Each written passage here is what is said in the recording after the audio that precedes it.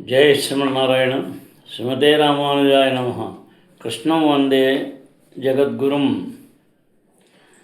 వ్యాసాయ విష్ణురూపాయ వ్యాసరూపాయ విష్ణవే నమో వై బ్రహ్మనిధయే వాసిష్ఠాయ నమో నమః. భరద్వాజకులం బోధి చంద్రం శ్రీపురుషోత్తమం వేదాంతో భయని తత్వార్థ జ్ఞానదం గురుమాశ్రయే. జై శ్రీమన్నారాయణ. కృష్ణం వందే జగద్గురుం. మనం భాగవతంలో ద్వితీయ స్కంధంలో అధ్యాయం 9 నుంచి మనం మొదలుపెట్టుకున్నాం. మళ్ళీను దాంట్లో ఒకటైంది 2. ద్వితీయ స్కందంలో అధ్యాయం 9లో ఒకటైంది, 2 చెప్పుకుంటామమ్మా. బహురూప ఇవా భాతి మాయయా బహురూపయా రమమాణో గుణేశ్వస్య మమాహమితి మన్యతే. మోహగ్రస్తుడకు జీవుడు భగవన్మాయచే వసగబడిన బహురూపములందు ఉద్భవించుచుండును. ప్రకృతి గుణములందు రమించునప్పుడు బద్ధజీవుడు నేను నాది అనుచు తప్పుగా ఊహించుచుండును. జీవుల వివిధ రూపములు వారి భోగింపగోరడి గుణములను అనుసరించి భగవానుని మాయాశక్తిచే బాహ్య శక్తిచే వసగబడినటువంటి వివిధ దుస్తులై ఉన్నవి. ఆ బాహ్య శక్తి భౌతిక శక్తి సత్వగుణము, రజోగుణము, తమోగుణము అనే త్రిగుణములతో ప్రదర్శితమగును. అనగా భౌతిక ప్రకృతి ఎందును తాను కోరినది ఎంచుకున్న అవకాశం జీవునకు కలదు. కనుకనే అతని ఇష్టం అనుసరించి భౌతిక శక్తి విధములకు భౌతిక దేహములను ప్రధానము కావించుచుండును. 9 లక్షల రకములకు భౌతిక దేహములు జలమునందు, 20 లక్షల వృక్షదేహములు, 11 లక్షల క్రిమి రూపదేహములు, 10 లక్షల పక్షి రూపములు, 30 లక్షల జంతు దేహములు, 4 లక్షల మానవ రూపములు కలవు. ఈ విధముగా విశ్వమందరి వివిధ లోకములందు మొత్తము 84 లక్షల రకముల దేహములు కలవు. తనకు గల వివిధ గుణములను అనుసరించి జీవుడు పలు విధములకు దేహధారణల ద్వారా పయనించుచున్నాడు. చివరికి ప్రస్తుత దేహమునందును అతడు శైశవము నుండి బాల్యమునకు, బాల్యము నుండి యవ్వనమునకు, యవ్వనము నుండి వార్ధక్యమునకు, వార్ధక్యము నుండి స్వకర్మచే తయారైన వేరొక దేహమునకు మారుచుండును.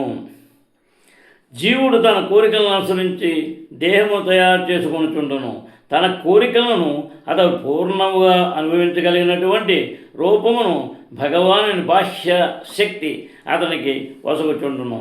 వేరొక జంతువు రక్తము త్రాగవలనని కోరినందునే పెద్ద పులికి ఆ దేహము భగవత్కరుణచే భౌతిక శక్తిచే వసగబడినది. వేరొక జంతువు రక్తం రుచి చూడగలిగిన ఏర్పాటుతో దానికి పులిదేహము లభించినది. అదే విధముగా ఊర్ధ్వలోకమునందు దేవతా శరీరమును పొందగోరు జీవుడు భగవత్కరుణచే దానిని పొందగలడు. ఒకవేళ అతడు బుద్ధిమంతుడైనచో భగవత్ సాంగత్యము అనుభవించుటకు ఆధ్యాత్మిక దేహమును పొందుకోరి దానిని పొందును.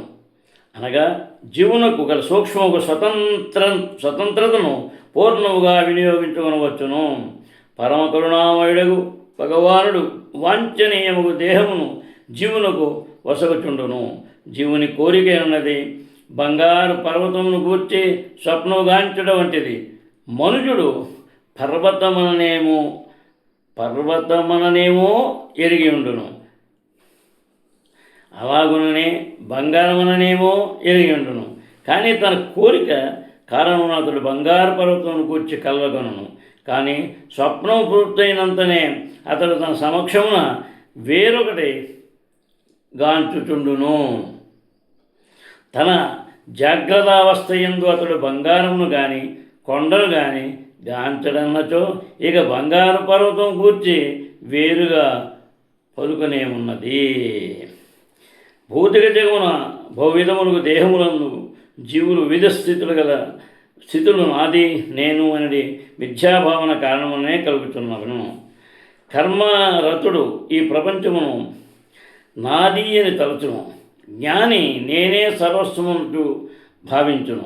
బద్ధజీవులైతే తలచబడి రాజకీయ సాంఘిక ధార్మిక పరహితాది వస్తు భౌతిక భావన ఈ నేను నాది అనే తప్పు భావనపైనే ఆధారపడి ఉన్నది.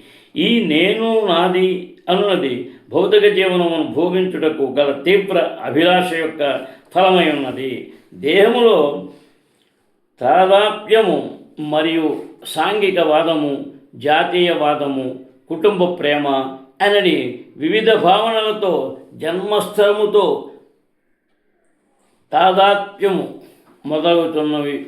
మొదలుగునన్నీను జీవుని నిజస్వభావము వలననే కలుగుతున్నది. భ్రమితుడు జీవుని మిథ్యాభావన ఎంతో సుఖదేవ గోస్వామి మరియు పరీక్షిత్ మహారాజు సాంగత్యముచే తొలగింపబడగలదు. అది అంతయు శ్రీమద్భాగవతం నందు వివరింపబడినది. ఈర్షిభావమహింని స్వే పరస్మిన్ కాలమాయయో రమేత గత సమ్మోహస్య చోద్వాస్తే తదోభయం. జీవుడు తన సహజ మహిమందు నెలకొని కాలము మరియు మాయాశక్తికి పరముగా దివ్యయుక్తమందు రమించుటకు ఆరంభించినంతనే జీవితపు రెండు మిథ్యాభావనలను నేను నాది ఒక్కమారుగా త్యజించి శుద్ధాత్మునిగా పూర్ణ రీతిని ప్రకటితుడగును. నేను నాది అనే రెండు మిథ్యాభావనలు ఇరు తరగతుల జనుల యందు ప్రకటమై ఉన్నది. అధమ స్థితి యందు నాది అనే భావన అతి ప్రబలమై ఉండగా ఉన్న స్థితి యందు నేను అనే మిథ్యాభావన ప్రబలముగా నుండును. పశుజీవనమున ఈ నాది అనే భావన శునక మార్జాలములందును ద్యోతకమవుచుండును. ఆ భావన ఎందే అవి తమలో తాము సదా కలహించుచుండును. మానవ జీవనపు అధమస్థితి ఎందును అదే మిథ్యాభావన. నా దేహము, నా ఇళ్ళు, నా కుటుంబము, నా కులము, నా దేశము, నా జాతి అనేది పలు రూపములందు ప్రబలమై ఉండును. ఇక కాల్పనిక జ్ఞానపు ఉన్న స్థితి ఎందు నాది అనేది మిథ్యాభావన నేను లేదా అంతా నేనే అనే భావనలోనికి మార్పు చెందును. నేను నాది అనేది మిథ్యాభావననే వివిధ రంగులలో కలిగి ఉండి పెక్కు తరగతుల జనులు కలరు. కానీ మనుజుడు నేను శ్రీకృష్ణ భగవానుని నిత్య సేవకుడను అని భావన యందు నెలకొనినప్పుడే నేను దాని నిజమైన అర్థము అనుభూతము కాగలదు. అది విశుద్ధ చైతన్యము వేదవాక్మయమంతయు అటువంటి భావననే మనకు బోధించుతున్నది. నేనే భగవానుడను లేదా నేనే దేవుడను అనే మిథ్యాభావన నాది అనే భావన కన్నను మరింత ప్రమాదకరమైనది. మనుజుడు తనను తాను భగవానుడితో ఏకమని తలచుటకు వేదవాక్మయమునందు కొన్ని మార్లు నిర్దేశములు వసగబడినప్పటికీ దాని భావము అతడు భగవానుడితో అన్ని విధముల సమానుడగునని కాదు. మరు విధములుగా జీవుడు భగవానుడితో ఏకత్వము కలిగి ఉండుట నిస్సందేహమైనను చరమమున అతడు ఆ దేవదేవునికి దాసుడు మాత్రమే. భగవాను ఇంద్రియమును సంతృప్తిపరచుట కొరకే అతడు సహజముగా ఉద్దేశింపబడి ఉన్నాడు. కనుకనే బద్ధజీవులందరూ తనకు శరణుజొచ్చవలనని శ్రీకృష్ణ భగవానుడు పలికినాడు.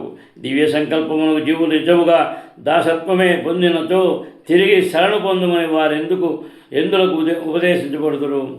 అన్ని విధములుగా జీవుడు సమానమైనచో అతడేలా మాయాప్రభావితుడగును. భౌతిక శక్తి భగవానుచే నియంత్రింపబడినని మనం ఇదివరకే పలుమార్లు చర్చించున్నాము. భౌతిక ప్రకృతిపై శ్రీకృష్ణ భగవానుని ఈ నియంత్రణ శక్తిని భగవద్గీత 9:10 ధృవపరుచున్నది. తాను భగవానుని ప్రకటించుకున్న జీవుడు భౌతిక ప్రకృతిని నియమింపగలడా? కానీ మూర్ఖుడు అతడు నేను అనే భావన కలిగినట్టువాడు. తాను ఆ కార్యమును భవిష్యత్తులో చేయగలనని ప్రత్యుత్తరమిచ్చును. భవిష్యత్తులో భగవానుతో సమానంగా ప్రకృతిని నియమించుతున్న వానిగా అతనిని అంగీకరించినప్పటికీ ప్రస్తుతము అతడు ఎందులకు ప్రకృతి ఆధీనంలోనున్నాడు. శ్రీకృష్ణ భగవానునికి శరణు పొందడం ద్వారా మనుషుడు ప్రకృతి నియంత్రణము నుండి ముక్తులు కాగలనే భగవద్గీత పలుకుతున్నది. కానీ శరణాగతియే లేనిచో జీవుడెన్నడూ ప్రకృతి నియమింపజాలడు. కనుక భక్తియోగ విధానమును అభ్యసించడం ద్వారా శ్రీకృష్ణ భగవానుని దివ్యమగు ప్రేమయుత సేవయందు స్థిరముగా నెలకొనడం ద్వారా మనుజుడు ఈ నేను అనటి విద్యాభావము సైతము ఛేదించవలసి ఉన్నది. ఎటువంటి ఉద్యోగము కొలువు లేనటువంటి దరిద్రుడు జీవితమునందు పలు కష్టములను ఎదుర్కొనవలసి వచ్చును. కానీ అతడు ప్రభుత్వమునందు ఏదేని మంచి ఉద్యోగం పొందగలిగినచో శీఘ్రమే ఆనందభావుడగును. సమస్త శక్తులను నియమించినట్టు శ్రీకృష్ణ భగవాన్ని సర్వాధిపత్యమును నిరాకరించడంలో ఉన్న గూడెడి లాభమేదియను లేదు. దానికి బదులు మనుషుడికి తన నిజమహిమయందు అనగా భగవాను నిత్యదాసుడనడి శుద్ధ చైతన్యమునందు సహజ రీతిని నెలకొనవలెను. బద్ధస్థితి ఎందు జీవుడు భ్రాంతిమయముగు మాయకు దాసుడై ఉండును. కానీ ముక్తిస్థితి యందు అతడు భగవానుని విశుద్ధ అంటే ఆ విశుద్ధ అకించిన దాసుడై ఉండును. భగవత్సేవ ఎందు ప్రవేశించుటకు ప్రకృతి గుణరహితముగా ఒకటే కావలసిన యోగ్యత ఉన్నది. మనుజుడు మనోకల్పనలకు దాసుడై ఉన్నంత వరకు నేను నాది అనే రోగము నుండి పూర్తిగా ముక్తుడు కాగలడు. పరమసత్యము మాయాశక్తికి నియంత్రించినది కావున దానిచే ఎన్నడూను అది కలుషితము కాబోదు. కానీ సాక్షిగా సత్యములు మాత్రము పాక్ష సత్యములు మాత్రము మాయాశక్తి యందు మోహితులుగా వారై ఉన్నారు. ఏది ఏమైనాను మనుజుడు పరమ సత్యమును ప్రత్యక్షముగా వీక్షించినప్పుడు ఉత్తమ ప్రయోజనము సిద్ధింపగలదు. మనుజుడు సూర్యుని గాంచినప్పుడు కలిగడి ప్రయోజనముల వలె అది లభింపగలదు. సూర్యుడు నడినెత్తిన ఆకాశమునందున్నప్పుడు సమస్తము వెలుగుతో నిండియుండును. కానీ అతడు ఆకాశమును గోచరించినప్పుడు సమస్తము అంధకారముతో నిండును. అదే విధముగా మనుజుడు శ్రీకృష్ణ భగవానునితో ముఖాముఖి ఉన్నప్పుడు సమస్త భ్రాంతుల నుండి ముక్తులయుండును. ఆ విధముగా లేనివాడు మాయాంధకారమున నిలువగలడు. భగవద్గీత 1:4-2-6 ఈ విషయమును ఈ క్రింద విధముగా ధృవీకరించుతున్నది.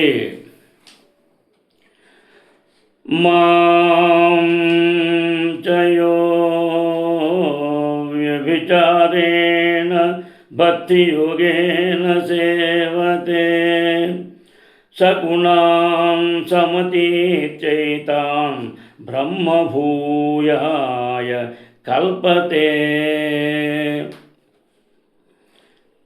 కనుక భగవద్దర్శనము భగవత్కీర్తనము సరైన మూలం నుండి శ్రీమద్భాగవత శ్రవణము వ్యాపార ధోరణి గల వ్యక్తి నుండి కాక భాగవతుని నుండి సదా విశుద్ధ భక్తుల సాంగత్యమునందుండుటక అనడి భక్తియోగ శాస్త్రము మనపూర్వకముగా స్వీకరింపవలను.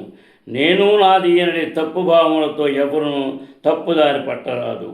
కామ్య కర్మలతులో నాది అనడి భావన యందు ప్రియము కలవారై ఉండగా జ్ఞానులు నేను అనడి భావన యందు ప్రియము కలిగి ఉందరు. మాయాశక్తి బంధం నుండి బయటపడుటకు ఇరువురును అయోగులై ఉన్నారు. శ్రీమద్భాగవతము భగవద్గీత ప్రాథమికముగా రెండును మనుజుని మిథ్యాభావన నుండి ఉద్ధరించుటకే ఉద్దేశింపబడినవి. పతిత జీవుల ఉద్ధారము కొరకే శ్రీల వ్యాసదేవుడు వాణిని రచించి ఉండెను. కాల ప్రభావము కానీ భౌతిక శక్తి ప్రభావము కానీ ఏమాత్రము లేనటువంటి దివ్యస్థితి యందు జీవుడు నెలకొనవలసి ఉన్నది. బద్ధజీవనమందు అతడు భూత భవిష్యత్ వర్తమానముల స్వప్నమందు కాల ప్రభావమునకే లోనై ఉండును. జ్ఞాన సముపార్జనము అహంకార జయము ద్వారా వ్యాసదేవుడను లేదా దేవదేవుడను అగుదునడి భవిష్యత్ కల్పనలో మనోకల్పనాపరుడు కాల ప్రభావమును జయింపయత్నించును. కానీ ఆ విధానం సరి అనేది కాదు. సమస్తమునందు పరమశ్రేష్ఠుడిగా వాసుదేవుని అంగీకరించుడే పూర్ణము విధానమై ఉన్నది. అతడే సమస్తమునకు మూలమై ఉన్నందున జ్ఞాన సముపార్జనమునందు పరమోత్తమ పూర్ణత్వము అతనికి శరణొచ్చుటయే. కేవలము ఆ భావన యందే మనుజుడు నేను నాది అని మిథ్యాభావం లేకుండా చేసుకొనగలడు. భగవద్గీత శ్రీమద్భాగవతము రెండును ఈ విషయములను ధృవపరచుతున్నవి. వ్యాసదేవుడు తన ఘనవాత్మయముకు శ్రీమద్భాగవతమునందు భగవద్విజ్ఞానమును భక్తి యోగ విధానమును మోహితులకు జీవులకు ప్రత్యేకించి వసగి ఉన్నారు. కనుక బద్ధజీవుడు ఈ ఘన విజ్ఞానము యొక్క లాభము పూర్తిగా పొందవలసి ఉన్నది. తర్వాత ఆత్మతత్వ విశుద్ధ్యర్థం యదాహ భగవాన్ ఋతం బ్రహ్మణే దర్శయ రూపమవ్యలీకవ్రతాధృతః. ఓ రాజా, భక్తి యోగమునందు బ్రహ్మదేవుని నిష్కపటముగు తపస్సుచే మిగులు ప్రసన్నుడైన భగవానుడు తన నిత్యమును దివ్యమును అగు రూపమును అతనికి దర్శింపజేసెను. బద్ధజీవుని పౌత్రుని గావించుట గల ఉద్దేశిత లక్ష్యమదియే. ఆత్మతత్వము అనున్నది భగవానుడు జీవుడు అని ఇరువురికి సంబంధించిన విజ్ఞాన శాస్త్రమై ఉన్నది. వారిరువును ఆత్మ అనియే తెలియబడుదురు. దేవదేవుని పరమాత్మని పిలువబడగా జీవుడు ఆత్మ అంటే బ్రహ్మము జీవాత్మ అని పిలువబడును. భౌతిక శక్తి పరమైనందున పరమాత్ముడు జీవాత్ముడు ఇరువురును ఆత్మ అనియే పిలువబడుతురు. ఆ ఇరువురిని గూర్చిన సత్యమును విశదపరిచడే లక్ష్యముతోనే గోస్వామి శ్లోకమును వివరించుతున్నారు. సాధారణముగా జనులు వారిరువురిని గూర్చి పలు తప్పు భావనలను కలిగి ఉన్నారు. భౌతిక దేహమునే శుద్ధాత్మగా భావించలేనున్నది జీవాత్మను గూర్చిన తప్పు భావన కాగా, పరమాత్ముడు జీవునితో సమానమైన తరచుట పరమాత్మను గూర్చిన తప్పు భావన అయి ఉన్నది. సూర్యకాంతి ఎందు సూర్యుడు మరియు జగత్తు, సూర్యకాంతి ఎందు గల సమస్తము రెండును ఒక్కమారు చక్కగా దర్శనీయమన్నట్లుగా ఈ రెండు మిథ్యాభావనలు భక్తి యొక్క ఒక్క దెబ్బతో తుడిచిపెట్టుకుపోగలవు. అంధకారమునందు మనుషుడు సూర్యుని కానీ తనను కానీ లోకమును కానీ గాంచజాలడు. కానీ సూర్యకాంతి ఎందు అతడు సూర్యుని తనను తన చుట్టుగల జగమును వీక్షింపగలడు. కనుకనే ఆ రెండు తప్పు భావనలను శుద్ధిపరచుటకు బ్రహ్మదేవుని ఎదుట భగవానుడు తన నిత్య రూపమును ప్రదర్శించేనని శ్రీ సుఖదేవ గోస్వామి పలుకుతున్నారు. బ్రహ్మదేవుని నిష్కపటముకు భక్తి యోగ వ్రతముచే పూర్ణముగా సంతుష్టుడై శ్రీకృష్ణ భగవానుడు ఇట్లు వనరించెను. భక్తి యోగం తప్ప ఆత్మతత్వానుభవం ఏ విధమైన కాలములో నమ్మరానిదిగానే నిరూపితము కాగలదు. మనుడు కేవలము భక్తి యోగం ద్వారానే పూర్ణముగా తనను నెరుగగలిగి భగవద్ విజ్ఞానమును ప్రవేశింపగలడని శ్రీకృష్ణ భగవానుడు భగవద్గీత ఎందు పలికి ఉన్నారు. భక్తి యోగ నిర్వహణ ఎందు బ్రహ్మదేవుడు గొప్ప తపస్సును చేపట్టి ఆ విధముగా భగవానుని దివ్యరూపమును దర్శింపగలిగాను. ఆ దేవదేవుని దివ్యరూపము 100కు 100 ఆధ్యాత్మికమైనది. విశుద్ధ భక్తి యోగమునందు చక్కగా తపస్సును నిర్వహించి వెమ్మడి కలిగిన ఆధ్యాత్మిక దృష్టితోనే మనుజుడు అతని గాంచగలడు. బ్రహ్మదేవుని ఎదుట ప్రకటమై భగవాను రూపమును భౌతిక జగమునందు మన అనుభవములతో ఉన్నట్టు రూపంలో ఒకటి కాదు, భౌతికముగా తయారైన ఒక రూపమును గాంచుడికై బ్రహ్మదేవుడు అట్టి తీవ్ర తపస్సులు వనరించారు. పునరించలేదు అనగా భగవద్రూపమును గుర్చి పరీక్షణ్ మహారాజు అడిగిన ప్రశ్న సమాధానము కోసబడినది. అతని రూపము సచ్చిదానందము, నిత్యము, పూర్ణము, ఆనందపూర్ణము. కానీ జీవుని భౌతిక రూపము నిత్యము కానీ, జ్ఞానపూర్ణము కానీ, ఆనందమయము కానీ కాదు. భగవద్రూపము బద్ధజీవుని రూపము నడువగల భేదమిదియే. అయినను భక్తి యోగ విధానముచే భగవానుని గాంచుచు బద్ధజీవుడు తన నిత్యానంద రూపము తిరిగి పొందగలడు. సారాంశమేమనగా అజ్ఞాన కారణమనే బద్ధజీవుడు తాత్కాలిక వివిధ భౌతిక రూపములకు బందీ అయి ఉన్నాడు. కానీ దేవదేవుడు శ్రీకృష్ణుడు బద్ధజీవుల కలిగి ఉన్నట్టు తాత్కాలిక రూపములకు కలిగిలేడు. అతడు సర్వదా జ్ఞానానందములకు కూడిన నిత్యరూపమే కలిగి ఉన్నాడు. భగవానుడు మరియు జీవుని నడువుగల వ్యత్యాసమిదియే. భక్తి యోగం ద్వారా మనుజుడు ఈ భేదమును అవగతం చేసుకొనగలడు. తదుపరి బ్రహ్మదేవునకు శ్రీమద్భాగవత సారము నాలుగు మూల శ్లోకములతో భగవాను రచించబడెను. అనగా శ్రీమద్భాగవతం మనోకల్పవాపురులు సృష్టి ఏమాత్రము కాదు. శ్రీమద్భాగవత ధ్వని దివ్యమైనది, అది వేదధ్వనులతో సమానమైనది. ఆ విధంగా శ్రీమద్భాగవత విషయం భగవానుడు జీవుడు ఇరువురికి చెందిన శాస్త్రమైనది. శ్రీమద్భాగవత నిత్యశ్రవణము లేదా పఠనము సైతము భక్తి యోగమును నిర్వహించుటే కాగలదు. ఈ రీతిగా మనుజుడు శ్రీమద్భాగవత సాంగత్యమునే అత్యున్నత పూర్ణత్వమును పైలగలడు. సుఖదేవ గోస్వామి, పరీక్షణ్ మహారాజు ఇరువురు శ్రీమద్భాగవతం ద్వారానే పూర్ణత్వమును పొందిరి. జై శ్రీమన్నారాయణ. శ్రీమతే రామానుజాయ నమః. కృష్ణం వందే జగద్గురుం. శ్రీకాంతాయ కళ్యాణనిధే నిదర్శినాం శ్రీవేంకటనివాసాయ శ్రీనివాసాయ మంగళం. సర్వే జనా సుఖినో భవంతు. జై శ్రీకృష్ణ.